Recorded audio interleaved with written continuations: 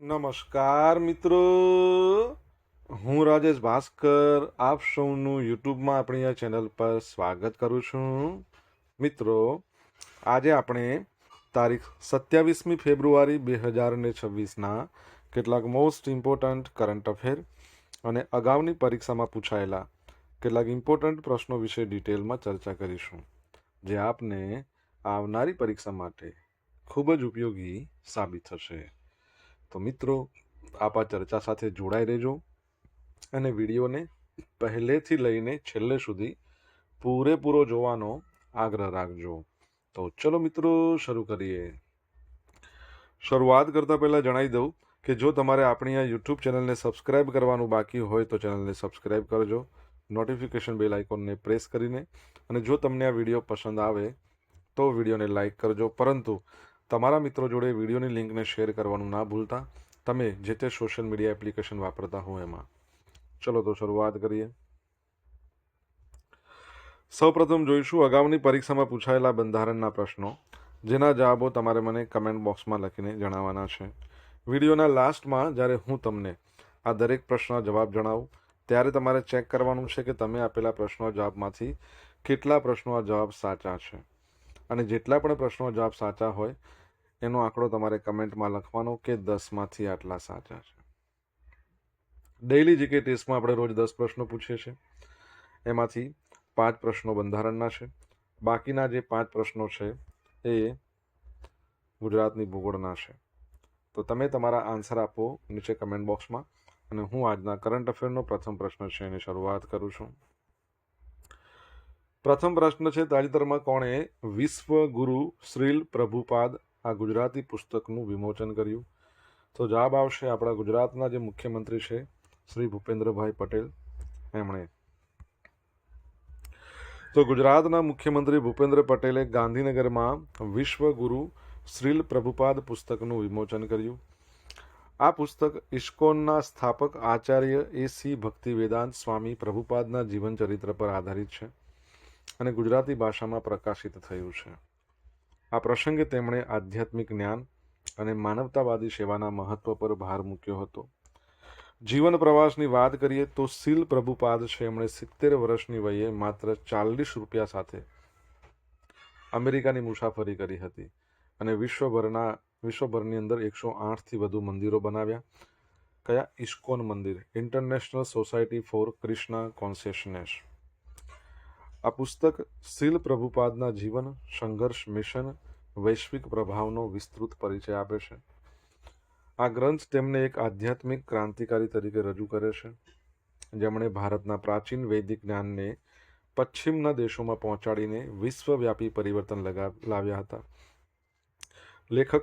આ પુસ્તકના લેખક ડૉક્ટર ઉષા ઉપાધ્યાય છે, અને અક્ષય પાત્ર ફાઉન્ડેશન, જે ઇસ્કોન અંતર્ગત આવે છે, બરાબર છે.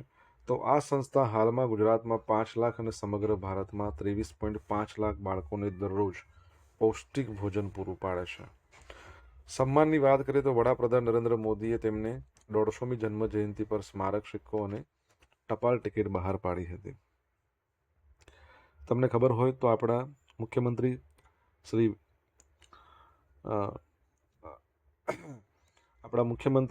શ્રી ભૂપેન્દ્રભાઈ પટેલ દ્વારા રિસન્ટલી આપણે ભણ્યા હતા શું કે એક પુસ્તક હતું, જે પુસ્તકનું એમણે વિમોચન કર્યું હતું. નામ હતું મારી રાષ્ટ્ર પ્રથમની કલ્પના. ચલો, એ પણ આવડે. હવે બીજો પ્રશ્ન તમારા માટે છે. તો રિસન્ટલી તમને ખ્યાલ હશે કે કવિ કાગ બાપુ, તો એમની પુણ્યતિથિ હતી 21મી ફેબ્રુઆરી, જ્યારે આપણે બધા મનાવતા હતા કયો દિવસ? આંતરરાષ્ટ્રીય માતૃભાષા દિવસ. તો એ દિવસે એક પુસ્તકનું વિમોચન કરવામાં આવ્યું હતું, કાગધામ છે ત્યાં, અને પુસ્તકનું વિમોચન કર્યું હતું મોરારજી બાપુએ. એ પુસ્તકનું નામ તમારે કહેવાનું છે, કમેન્ટ બોક્સમાં લખીને જણાવવાનું છે. દર વર્ષે વિશ્વ NGO દિવસ ક્યારે મનાવવામાં આવે છે? તો આજનો દિવસ છે, એટલે કે 27મી ફેબ્રુઆરીના રોજ દર વર્ષે આ દિવસ મનાવવામાં આવે છે. તો દર વર્ષે 27મી ફેબ્રુઆરીના રોજ વિશ્વ NGO દિવસ ઉજવવામાં આવે છે. આ દિવસ NGO દ્વારા સમાજના ઉત્થાન માટે કરવામાં આવતા નિસ્વાર્થ કાર્યોને બિરદાવવા માટે સમર્પિત છે.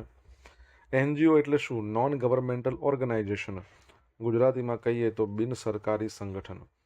આ સંસ્થાઓ નફા માટે નહીં, પરંતુ ગરીબો હોય, વંચિતો હોય, જરૂરિયાતમંદના લોકો એમની સેવા માટે કામ કરે છે. ઇતિહાસ. આ દિવસની ઉજવણીની જાહેરાત 2010માં બાલ્ટિક સી એનજીઓ ફોરમ દ્વારા કરવામાં આવી હતી. પ્રથમ વખત ઉજવણી ક્યારે થઈ? તો વિશ્વ એનજીઓ દિવસની પ્રથમ ઉજવણી 27 ફેબ્રુઆરી 2014માં. અને યુનાઇટેડ નેશન્સ તો શું કહે છે ખબર છે? ફેબ્રુઆરીનો પ્રથમ સપ્તાહ છે વિશ્વ એનજીઓ સપ્તાહ, બરાબર છે, ઉજવવાની જાહેરાત કરી છે. તમને ખ્યાલ હોય તો આપણે ગયા મહિને ભણ્યા હતા કે શાળા સલામતી સપ્તાહ આખા ગુજરાતમાં મનાવવામાં આવ્યો. ક્યાંથી ક્યાં સુધી તારીખ તમારે જણાવવાની છે. નેધરલેન્ડના સૌથી યુવા વડાપ્રધાન રોબ જેટેન. નેધરલેન્ડના રાજકારણમાં એક ઐતિહાસિક પરિવર્તન આવ્યું છે. રોબ જેટેન માત્ર 38 વર્ષની વયે નેધરલેન્ડના સૌથી યુવા અને પ્રથમ ગે વડાપ્રધાન બન્યા છે, જેમણે 24 ફેબ્રુઆરી 2026ના રોજ હુઇસ્ટેન બોસ પેલેસ ખાતે શપથ લીધા હતા. વય અને રેકોર્ડ. 38 વર્ષની ઉંમરે પદ સંભાળી એમણે રૂડ લબર્સ, જેમણે 43 વર્ષે પીએમ બન્યા હતા, એમનો રેકોર્ડ તોડ્યો છે. રાજકીય પક્ષ કયો છે? તો D66 ડેમોક્રેટ્સ. 66 પક્ષના તેઓ નેતા છે. પડકારો તો છે એમને, કેમ કે 150માંથી 66 બેઠકો એમણે જીત્યા છે, એટલે બહુમતી તો કહેવાય જ નહીં, એટલે કાયદો પસાર કરવા વિપક્ષના સમર્થનની જરૂર પડે. બરાબર છે. Netherland capital Amsterdam. તમને ખબર હોય તો નેધરલેન્ડના એક હોકી પ્લેયર છે, જેઓ આપણા ભારતીય સિનિયર હોકી ટીમ છે મહિલાઓની, એના તેઓ કોચ ફરીથી બનાવવામાં આવ્યા છે. નામ તમારે કહેવાનું છે, કમેન્ટ બોક્સમાં લખીને જણાવવાનું છે. મિત્રો, વિડીયો પસંદ આવ્યો હોય, ભણવાની મજા આવી હોય તો વિડીયોને લાઇક કરો, તમારા મિત્રો જોડે વિડીયોની લિંકને શેર કરો. આપણી બંને યુટ્યુબ ચેનલ રાજેશ ભાસ્કર 2ને સબસ્ક્રાઇબ કરો, નોટિફિકેશન બેલ આઇકોનને પ્રેસ કરીને. જો તમારે ડેલી કરંટ અફેરની પીડીએફ જોઈતી હોય તો આપણી ટેલિગ્રામ ચેનલને જોઈન કરો. ડેલી કરંટ અફેરની પીડીએફ તમને મળશે અહીંયા, સાથે પોલ્સ પણ રમવા મળશે. વિન્ટર ઓલિમ્પિક્સ 2026ના મેડલ ટેબલમાં કયો દેશ પ્રથમ ક્રમે રહ્યો છે? તો જવાબ આવશે નોર્વે. કયો દેશ છે? નોર્વે નંબર 1 પર, પછી યુએસ, પછી નેધરલેન્ડ, ઇટાલી એન્ડ ઓલ. તો 2026ના વિન્ટર ઓલિમ્પિક, જેનું સત્તાવાર નામ વિન્ટર ઓલિમ્પિક્સ ગેમ્સ 25, XXV એટલે કયું? આ 10 થયા, આ 10 થયા, અને આ 5, 10 ને 10, 20 ને 5, 25, બરાબર છે. તો વિન્ટર ઓલિમ્પિક XXV એનું ઓલિમ્પિક વિન્ટર ગેમ્સ છે. ઇટાલીના મિલાન અને કાર્ટિના ડી એમ્પેઝોમાં 6 થી 22 ફેબ્રુઆરી દરમિયાન યોજાઈ ગઈ. નોર્વે ટોટલ 41 મેડલ જીત્યા અને સતત પ્રભુત્વ જાળવી રાખ્યું. ક્રોસ કન્ટ્રી સ્કીઇંગ અને બાયથલોન જેવી રમતમાં એણે શ્રેષ્ઠ પ્રદર્શન કર્યું. યજમાન હતું ઇટાલી. ઇટાલીએ પણ 10 ગોલ્ડ જીત્યા, ટોટલ 30 મેડલ જીત્યા. સ્પેન, બ્રાઝિલ, કઝાકિસ્તાન 1-1 મેડલ જીત્યા. ભારત સહિત આર્જેન્ટિના, દક્ષિણ આફ્રિકા જેવા દેશોએ આ વખતે કોઈ મેડલ જીત્યા નથી.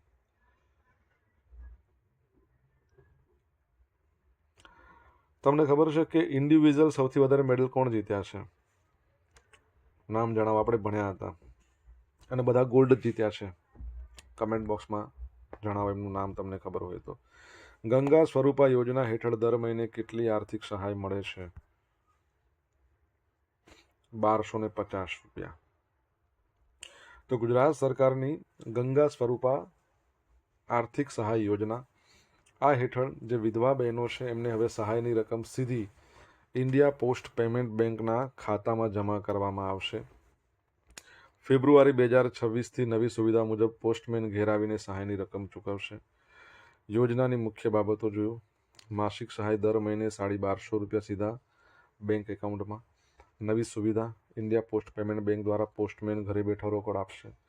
પાત્રતા શું છે આના માટે? તો 18 વર્ષથી વધુ ઉંમરની વિધવા મહિલાઓ. આવક મર્યાદા, ગામડાઓમાં વાર્ષિક આવક 1,20,000 કરતાં ઓછી, શહેરમાં 1,50,000, એટલા સુધી. જરૂરી પ્રક્રિયા, દર વર્ષે જુલાઈ મહિનામાં હયાતીની ખરાઈ કરવી ફરજિયાત છે, બરાબર છે. તો એ બાબત પણ યાદ રાખજો. તમને ખબર છે ઇન્ટરનેશનલ વિડો ડે એટલે આંતરરાષ્ટ્રીય વિધવા દિવસ ક્યારે મનાવવામાં આવે છે? તમને જવાબ આવડે તો કમેન્ટ બોક્સમાં લખીને જણાવી શકો છો. નેશનલ ફોરેન્સિક સાયન્સીસ યુનિવર્સિટી ગાંધીનગરનો ચતુર્થ દીક્ષાંત સમારોહ. તો ગાંધીનગરમાં આવેલી છે નેશનલ ફોરેન્સિક સાયન્સીસ યુનિવર્સિટી. એનો 27 ફેબ્રુઆરી 2026 એટલે આજની જ વાત છે. આજે ચોથા નંબરનો દીક્ષાંત સમારોહ યોજાશે, જેમાં મુખ્ય અતિથિ આપણા ભારતના જે સુપ્રીમ કોર્ટ છે એના મુખ્ય ન્યાયાધીશ છે જસ્ટિસ સૂર્યકાંત હાજર રહેશે. પદવી વિતરણ ટોટલ 1799 વિદ્યાર્થીઓને ડિગ્રી અને 52 જેટલા સુવર્ણ ચંદ્રક એનાયત કરવામાં આવશે. નવી પહેલ કાર્યક્રમ દરમિયાન આંતરરાષ્ટ્રીય ડિજિટલ વિવાદ નિવારણ કેન્દ્રનું ઉદ્ઘાટન કરાશે. ઉપસ્થિતિ નાયબ મુખ્યમંત્રી શ્રી હર્ષ સંઘવી, ગુજરાત હાઈકોર્ટના મુખ્ય ન્યાયાધીશ શ્રીમતી સુમિતા અગ્રવાલ એ પણ અહીંયા હાજર રહેવાના છે. હવે નેશનલ ફોરેન્સિક સાયન્સીસ યુનિવર્સિટીની આપણે વાત કરીએ તો 2009માં ગુજરાત ફોરેન્સિક સાયન્સીસ યુનિવર્સિટી તરીકેની સ્થાપના થઈ. 2020માં એને નેશનલાઇઝ કરી દીધી, નેશનલ ફોરેન્સિક સાયન્સીસ યુનિવર્સિટી બની ગઈ. એના જે વાઇસ ચાન્સલર છે એમનું નામ શું છે? JM વ્યાસ. અને એનો જે મુદ્રાલેખ છે વિધેયા અમૃતમ અશ્નુતે, એટલે કે વિદ્યા છે ને એ આપણે અમૃત તરફ લઈ જાય છે, બરાબર છે, અમર બનાવે છે, એવું કહી શકો તો પણ ચાલે છે. અહીંયા આપણે વાત કરી રહ્યા છીએ નેશનલ ફોરેન્સિક સાયન્સીસ યુનિવર્સિટી. તમારા માટે પ્રશ્ન શું છે કે કયા મંત્રાલય અંતર્ગત તે આવે છે, અને તેનું જે કેમ્પસ છે એ આફ્રિકા ખંડના યુગાન્ડામાં ખોલેલું છે, યાદ રાખજો. સોશિયલ મીડિયાના માધ્યમથી તમે મારી સાથે કનેક્ટ રહી શકો છો. ઇન્સ્ટા આઈડી છે આપણું rajesh.i.bhaskar, ફેસબુક આઈડી છે RI ભાસ્કર, અને ટેલિગ્રામ ચેનલ છે આપણી રાજેશ ભાસ્કર, જ્યાં તમને ડેલી કરંટ અફેરની PDF મળશે અને પોલ્સ પણ રમવા મળશે. જો ભણવાની મજા આવી હોય મિત્રો તો વિડીયોને એક લાઇક કરી દો, તમારા મિત્રો જોડે વિડીયોની લિંકને શેર કરી દો. ચેનલ સબસ્ક્રાઇબ કરવાની બાકી હોય તો સબસ્ક્રાઇબ કરો, નોટિફિકેશન બેલ આઇકોનને પ્રેસ કરીને. કયા બંધારણીય અનુચ્છેદ હેઠળ સંસદ રાજ્યનું નામ બદલી શકે છે? તો અનુચ્છેદ 3 અંતર્ગત. તો કેન્દ્રીય કેબિનેટે 24 ફેબ્રુઆરીના રોજ મળેલી બેઠકમાં કેરળ સરકારના પ્રસ્તાવને સ્વીકારી રાજ્યનું નામ સત્તાવાર રીતે કેરળમ કરવાના બિલને મંજૂરી આપી છે. આ નિર્ણય વડાપ્રધાન નરેન્દ્ર મોદીની અધ્યક્ષતામાં સેવા તીર્થ એટલે નવો PMO સંકુલ છે ને ત્યાં મળેલી પ્રથમ કેબિનેટ બેઠકમાં લેવામાં આવ્યો, બરાબર છે. ઐતિહાસિક અને કાયદાકીય પૃષ્ઠભૂમિ જોઈએ. ભાષાકીય આધાર મલયાલમ ભાષામાં રાજ્યને કેરળમ કહે છે. 1 નવેમ્બર 1956ના રોજ ભાષાવાર રાજ્યોની પુનઃરચના વખતે આ રાજ્યની સ્થાપના થઈ હતી. વિધાનસભાનો પ્રસ્તાવ કેરળ વિધાનસભાએ 24 જૂન 2024ના રોજ સર્વાનુમતે એક પ્રસ્તાવ પસાર કર્યો અને બંધારણની 8મી અનુસૂચિમાં સામેલ તમામ ભાષાઓમાં રાજ્યનું નામ કેરળમ કરવા વિનંતી કરી હતી. બંધારણીય પ્રક્રિયાની વાત કરીએ તો ભારતીય બંધારણના અનુચ્છેદ 3 હેઠળ સંસદ પાસે કોઈ પણ રાજ્યનું નામ બદલવાની સત્તા છે. હવે રાષ્ટ્રપતિ આ બિલને કેરળ વિધાનસભાના મંતવ્યો જાણવા માટે મોકલશે. હવે ભારતના બંધારણમાં અનુચ્છેદ 3 મુજબ કોઈ પણ રાજ્યનું નામ બદલવાની સત્તા સંસદ પાસે છે. એની પ્રક્રિયા શું છે? આમ તો ઘણા બધા પોઈન્ટ્સ છે, પણ આપણે જે અગત્યના છે, જે પરીક્ષામાં પૂછાઈ શકે છે અને જે જાણો એટલે ઇનફ છે. તો રાજ્ય કક્ષાએ સૌપ્રથમ વિધાનસભાના નામ બદલવાનો પ્રસ્તાવ એક તો રાજ્ય કક્ષાએ વિધાનસભામાં એ લોકો ડિસાઇડ કરે, પછી કેન્દ્રની ભૂમિકા કેન્દ્રીય ગૃહ મંત્રાલય આ પ્રસ્તાવની ચકાસણી કરે અને પછી એમાં કોઈ સુધારા વધારા અથવા તો ફરીથી ચેક કરવા માટે વિધાનસભા પાસે મોકલે. ત્યારબાદ રાષ્ટ્રપતિની વાત કરીએ. હવે આમાં કેવું છે, રાષ્ટ્રપતિની મંજૂરી પહેલાં જરૂરી છે. સંસદમાં બિલ રજૂ કરે ને એની પહેલાં રાષ્ટ્રપતિની પૂર્વ મંજૂરી જરૂરી છે. જે રીતે બજેટ હોય છે, બરાબર છે, નાણાં બિલ હોય છે, એના માટે પણ રાષ્ટ્રપતિની પૂર્વ મંજૂરી જરૂરી હોય છે ને. સંસદમાં મતદાન આ બિલ સંસદના બંને ગૃહમાં માત્ર સામાન્ય બહુમતીથી પસાર કરવાનું. જેટલા હાજર હોય એમાં 50% કરતાં વધારે એટલે 51% હોય તો રેડી. અંતિમ અમલ રાષ્ટ્રપતિની સહી થઈ જાય એટલે બંધારણની પહેલી અનુસૂચિમાં સુધારો થાય અને નામ અમલી બની જાય કે હવે કેરળમ, બરાબર છે. કેરળ જેનું કેપિટલ તિરુવનંતપુરમ છે, CM પિનારાઈ વિજયન છે, ગવર્નર છે રાજેન્દ્ર અર્લેકર, હાઈકોર્ટ એની કોચીમાં આવેલી છે, બરાબર છે. રિસન્ટલી તમને ખબર હોય તો આપણે ભણ્યા હતા કે ભારતની પ્રથમ પેપરલેસ ડિસ્ટ્રિક્ટ કોર્ટ કેરળમાં છે. એનું નામ તમારે જણાવવાનું છે.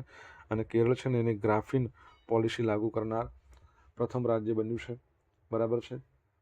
સ્થાનીય રાજન છે જેઓ અંધ છે અને તેઓ કેરળની અંદર જજ બનવાના છે. યાદ રાખજો, અંધ મહિલા છે. તો એના વિશે પણ આપણે ભણ્યા હતા રિસન્ટલી, તો એ બાબત પણ યાદ રાખજો. ઓકે, આગળ વધીએ. મિલન 2026 વિશાખાપટ્ટનમમાં મિલન વિલેજનું ઉદ્ઘાટન. તો ભારતીય નૌકાદળ દ્વારા વિશાખાપટ્ટનમમાં મિલન વિલેજનું ઉદ્ઘાટન કરવામાં આવ્યું, જે મિલન એક્સરસાઇઝનો 2026નો એક ભાગ છે. એનું ઉદ્ઘાટન વાઇસ એડમિરલ સંજય ભલ્લાએ કર્યું છે. હવે આમાં જુઓ તો આ નૌકા અભ્યાસ છે, જેમાં 70થી વધુ દેશો ભાગ લઈ રહ્યા છે. સાંસ્કૃતિક વિલેજ, ભારતની હસ્તકલા, લોકનૃત્ય, વાનગીઓનું પ્રદર્શન કરવામાં આવ્યું. અને આ વખતની થીમ શું છે મિલન 2026ની? તો કેમેરાડરીઝ, કોઓપરેશન અને કેલોબ્રેશન. ઉદ્દેશ શું છે? સમુદ્રી સુરક્ષા વધારવી, વિવિધ દેશો વચ્ચે મિત્રતાને મજબૂત કરવી. મિલન એક્સરસાઇઝની વાત છે તમારા માટે. પ્રશ્ન એ છે કે એનું પ્રથમ આવૃત્તિ ક્યારે યોજાઈ હતી? પ્રથમ એડિશન તમારે જણાવવાનું છે કમેન્ટ બોક્સમાં લખીને, જો તમને આન્સર આવડતો હોય તો. હવે જોઈશું અગાઉની પરીક્ષામાં પૂછાયેલા બંધારણના પ્રશ્નો. પહેલો પ્રશ્ન, બંધારણ ઘડવાનો સૌપ્રથમ વિચાર કોને આવ્યો હતો? તો Shri M.N. Roy. Right to education અધિનિયમ 2009 મુજબ કેટલા વર્ષના બાળકને મફત શિક્ષણ આપવાની સગવડ છે? તો જોગવાઈ છે 6 થી 14 વર્ષના. રાઇટ ટુ એજ્યુકેશન એક ભારતના બંધારણના કયા આર્ટિકલ સાથે રચાયો છે? બરાબર છે, તો 21A. 1959માં પંચાયતી રાજની સ્થાપના કયા રાજ્યમાં થઈ? તો રાજસ્થાનના નાગોર જિલ્લામાં. 2 ઓક્ટોબર હતી ગાંધી બાપુનો જન્મદિવસ, આંતરરાષ્ટ્રીય અહિંસા દિવસ આપણે મનાવીએ છીએ ને. રાઇટ ટુ એજ્યુકેશનનો કાયદો કઈ સાલમાં બનાવવામાં આવ્યો? તો આગળ તમને અહીંથી ખબર પડી ગઈ ને, 2009માં બનાવવામાં આવ્યો. અમલમાં ક્યારે આવ્યો? 2010માં. પેલો રાઇટ ટુ ઇન્ફોર્મેશન પાછું અલગ 2005માં આવ્યો હતો. અગાઉની પરીક્ષામાં પૂછાયેલા ગુજરાતની ભૂગોળના પ્રશ્નો. નર્મદા નદીમાં આવેલ સાધુ બેટ પર કયા મહાપુરુષની વિશ્વમાં સૌથી ઊંચી પ્રતિમા બનાવેલી છે? સરદાર પટેલની. ગુજરાતની કઈ નદીને મૈકલ કન્યા તરીકે ઓળખવામાં આવે છે? તો નર્મદાને. ખરીફ પાકની લણણી કયા માસ દરમિયાન કરવામાં આવે છે? તો સપ્ટેમ્બરથી ઓક્ટોબર. કયા છોડના ફળમાંથી સુતરાઉ કાપડ? એકદમ મસ્ત પ્રશ્ન. કપાસ.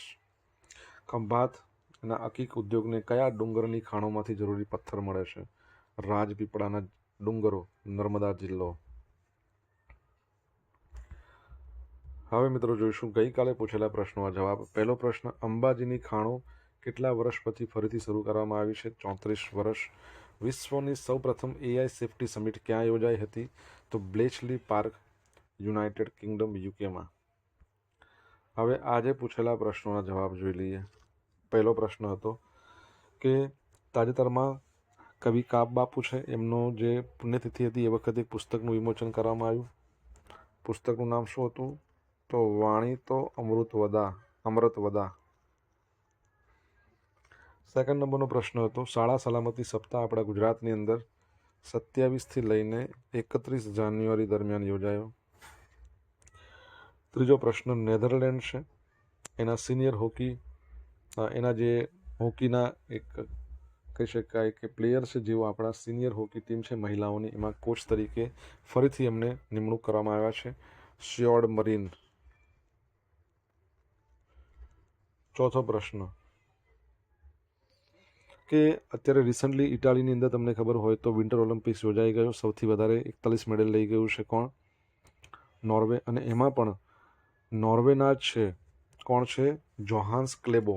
યાદ રાખજો, જોહાન્સ ક્લેબો. અને જોહાન્સ ક્લેબો છે ને, એમણે અત્યારે ઇટાલીમાં વિન્ટર ઓલિમ્પિકની અંદર ટોટલ 6 મેડલ જીત્યા અને 6 ગોલ્ડ. જો ઓલિમ્પિકની વાત કરીએ તો ટોટલ અત્યાર સુધી તેમણે જેટલા પણ ઓલિમ્પિક રમ્યા છે એમાં 11 ગોલ્ડ, 1 સિલ્વર અને 1 બ્રોન્ઝ લાવ્યા છે, એટલે ટોટલ 13 મેડલ જીત્યા છે. 5મા નંબરનો પ્રશ્ન, આંતરરાષ્ટ્રીય વિધવા દિવસ ક્યારે મનાવવામાં આવે છે? 23મી જૂન. 6થા નંબરનો પ્રશ્ન, તો નેશનલ ફોરેન્સિક સાયન્સીસ યુનિવર્સિટી છે એ આપણા ગૃહ મંત્રાલય અંતર્ગત આવશે, યાદ રાખજો. 7મા નંબરનો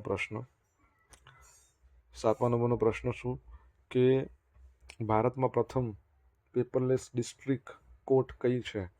તો કલ્પેટ્ટા જે આવેલું છે વાયનાડ જિલ્લો, કેરળમાં. 8મા નંબરનો પ્રશ્ન શું હતો કે મિલન એક્સરસાઇઝની પ્રથમ આવૃત્તિ 1995માં યોજાઈ. બરાબર છે, આ યાદ રાખજો. ગઈકાલના કરંટ અફેરમાંથી પૂછેલા કેટલાક ઇમ્પોર્ટન્ટ પ્રશ્નો જેના જવાબો તમારે કમેન્ટમાં આપવાના. પહેલો પ્રશ્ન, ગુજરાતના નવા મુખ્ય ચૂંટણી અધિકારી તરીકે કોની નિયુક્તિ કરવામાં આવી? સેકન્ડ પ્રશ્ન, કયા ગામને જ્ઞાતિ મુક્ત ગામ તરીકે જાહેર કરવામાં આવ્યું છે? જવાબ તમારે કમેન્ટમાં લખવાના છે. તો આ હતા આજના દિવસના કેટલાક મોસ્ટ ઇમ્પોર્ટન્ટ કરંટ અફેર. સાથે આપણે જોયું અગાઉની પરીક્ષામાં પૂછાયેલા કેટલાક ઇમ્પોર્ટન્ટ પ્રશ્નો એના જવાબોની સાથે. આશા રાખું બધાને ભણવાની મજા આવી હશે. મજા આવી હોય તો વિડીયોને લાઇક કરો, તમારા મિત્રો જોડે વિડીયોની લિંકને શેર કરો. આપણી બંને યુટ્યુબ ચેનલ રાજેશ ભાસ્કર 2ને સબસ્ક્રાઇબ કરો, નોટિફિકેશન બેલ આઇકોનને પ્રેસ કરીને. તો મિત્રો thank you so much for watching this video. Have a nice day. Jai Hind, જય ભારત, જય જય ગરવી ગુજરાત.